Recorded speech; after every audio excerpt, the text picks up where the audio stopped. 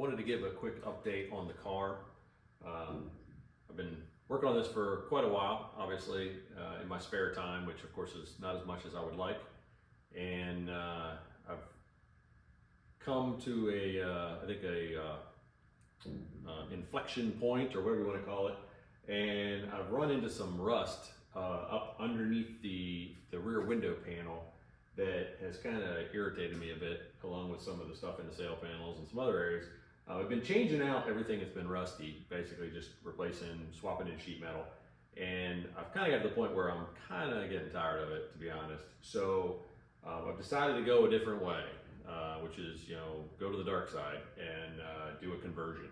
So I'll be probably doing, I won't say it'd be a budget conversion, because I don't think it, and none of it's cheap, obviously, but I'm gonna lean towards keeping some of the coupe interior in the back, probably, just because the interior components for a fastback are incredibly expensive.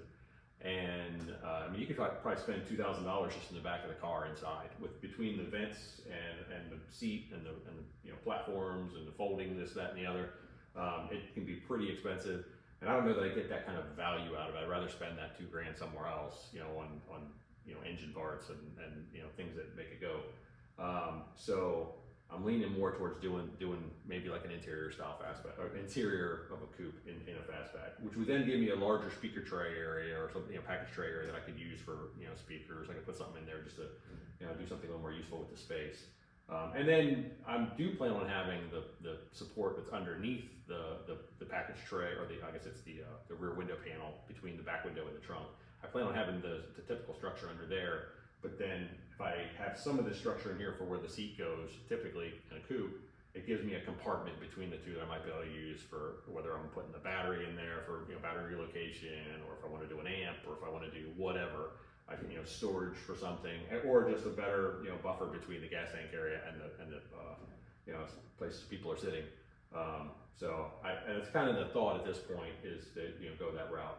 I'm probably going to do similar concept to the Mr. Gone in 60, his fastback conversions, where he cuts and leaves this piece in here and then splits it and shapes it. I have the stainless for the fastback, along with the drip rail, and just trying to make sure I get all those shapes correct. I've even bought the glass for the fastback, so I can make sure that when it's all said and done, I have the correct contour, that it will seal properly, and all that fun jazz.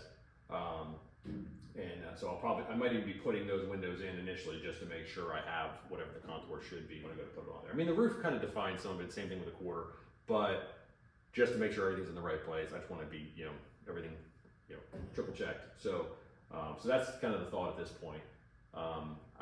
Since I did the inner convertible rockers and the subframe connectors, also the body is stiff. I will do some bracing, probably from the inside of the two pillars to each other, just across the door opening, just to keep, God forbid, any of this want to move around. But with me leaving these interior panels for the coupe in there, that's gonna preclude a lot of that stuff moving around. So, better safe than sorry. I'll just show you some of that here in a second.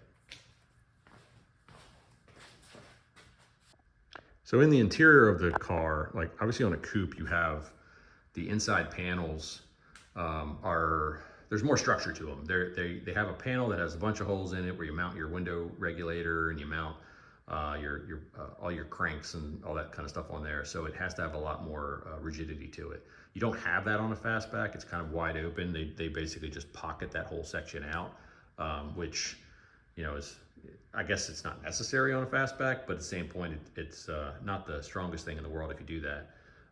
So what I'm thinking is I'm probably going to leave that stuff in there regardless, just because it can be covered up with the panel, and then worry about figuring out how I'm going to tie in the upper portion as well, and then obviously tying in the seat back area, along with the one for the fastback is going to go in where it typically would go, but then find a way to keep this one in here somehow, and just brace it in a way that makes sense.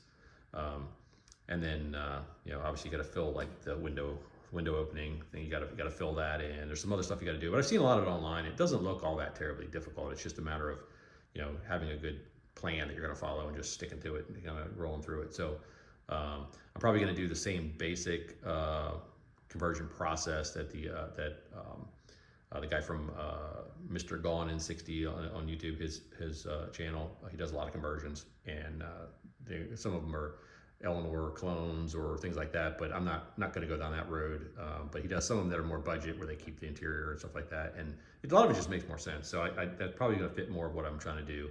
Plus, if you free up thousands of dollars of parts that you would have had to buy for an interior that you're not going to do anything in the back of anyway. I mean, that's a lot of money you could put towards brakes and suspension and things like that. So I'd rather have the car more functional than just having the back be a clone of a fastback inside. So that's kind of where I'm going for now, and I'll take videos along the way. All right, thanks.